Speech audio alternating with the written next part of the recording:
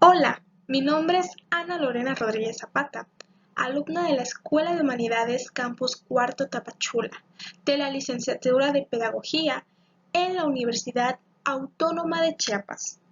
El día de hoy voy a hablarles de un gran autor en Latinoamérica, que es Paulo Freire. Paulo Freire fue uno de los personajes importantes del siglo XX en nuestra Latinoamérica que habla sobre la teoría crítica, pero hay una obra muy importante la cual les voy a comentar y platicar que se llama La pedagogía del oprimido. Espero que les guste. Primero voy a comenzar con una frase célebre de Paulo Freire que dice: la educación no cambia en el mundo, cambia a las personas que van a cambiar el mundo.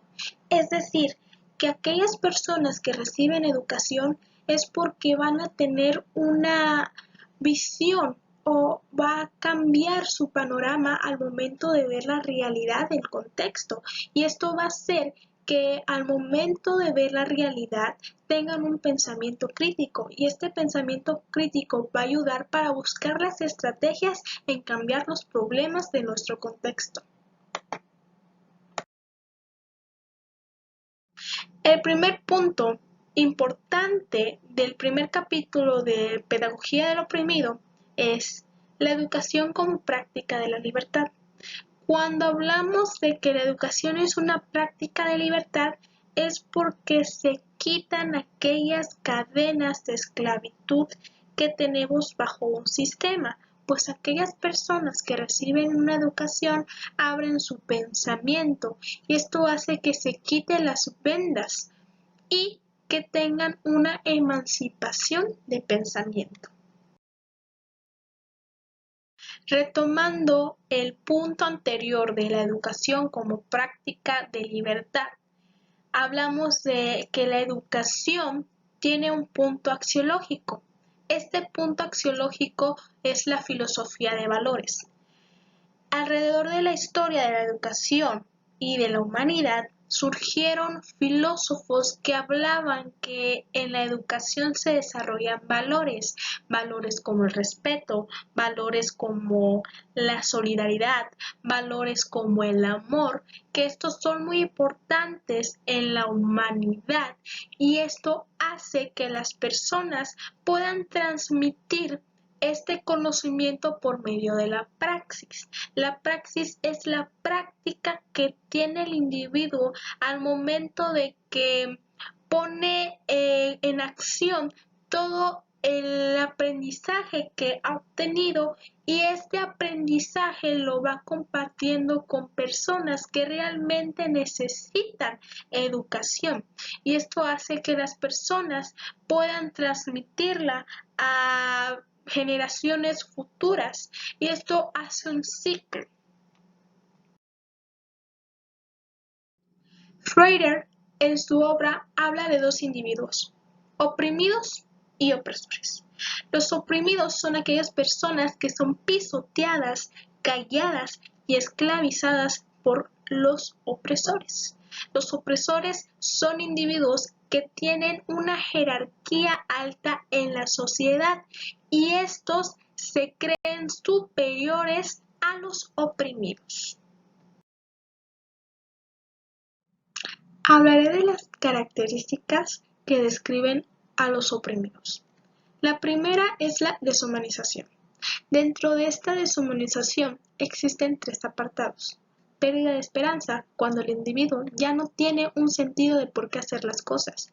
La pérdida de la autoestima, donde daña la integridad y la identidad de la persona, ya que se siente alguien que no es importante.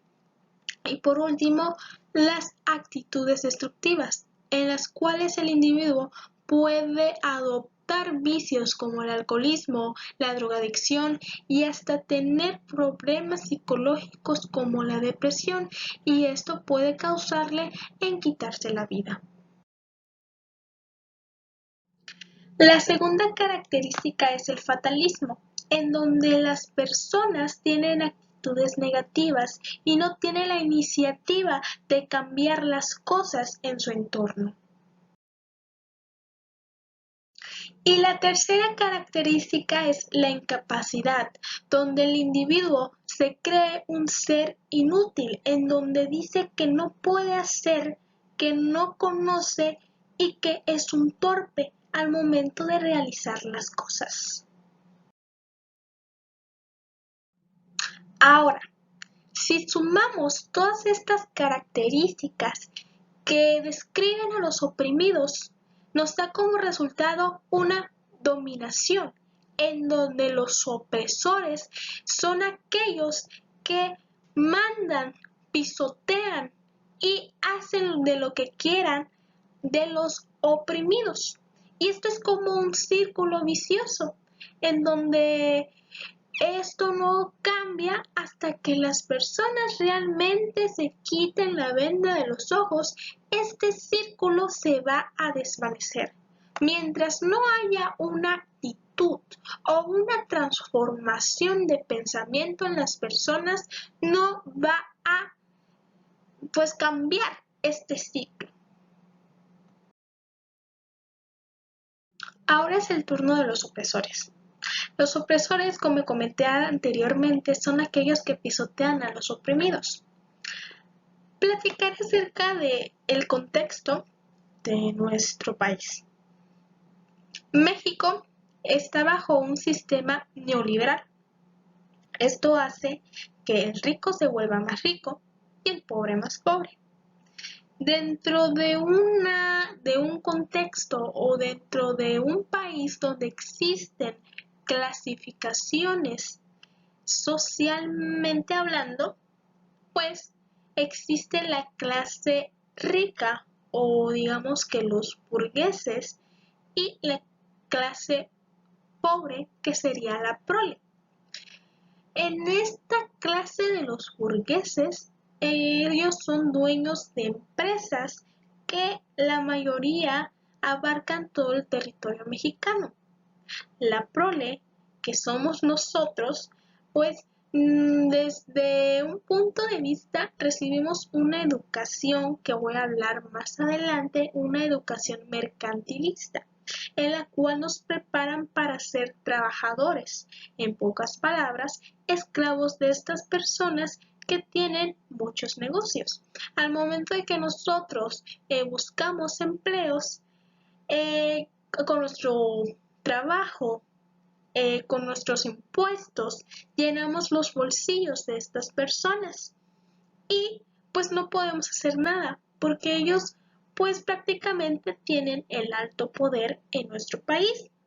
Solamente se enfocan en su bienestar, pues son unas personas muy individualistas y no les importa para nada el crecimiento de las personas que están bajo sus mandos. Y aquí sería la descripción de los opresores. Son aquellos que mandan, son aquellos que quieren ser más y son falsos generosos. Ahora, cuando un opresor es pisoteado, hace lo posible para volver a tener el mando.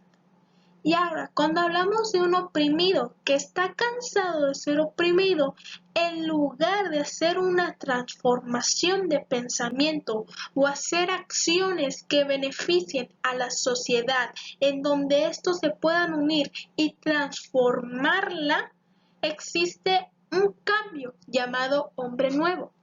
Pero este cambio no es nada positivo, sino que al contrario, es negativo.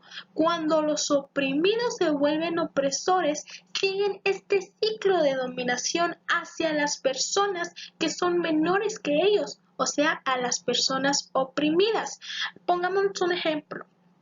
Campesinos se vuelven personas que tienen un alto mando al momento de, no sé, dueños de tierras. Bueno, estos campesinos que se convirtieron en personas que son dueños de tierras van hacer lo posible para pisotear o mandar a las personas que están abajo de ellos, pues existen nuevas generaciones y estas nuevas generaciones van a seguir siendo oprimidos porque no hay un cambio de pensamiento.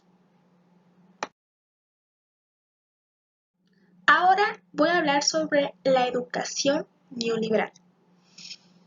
Al momento de que existe el neoliberalismo en nuestra sociedad, se ve que la educación no es algo que realmente beneficia a la persona, no es una educación de libertad, sino al contrario, es una educación de esclavitud, pues el neoliberalismo se ha adueñado en la educación y la ha convertido en una educación mercantilista porque solamente se enfoca en el aumento económico de la nación.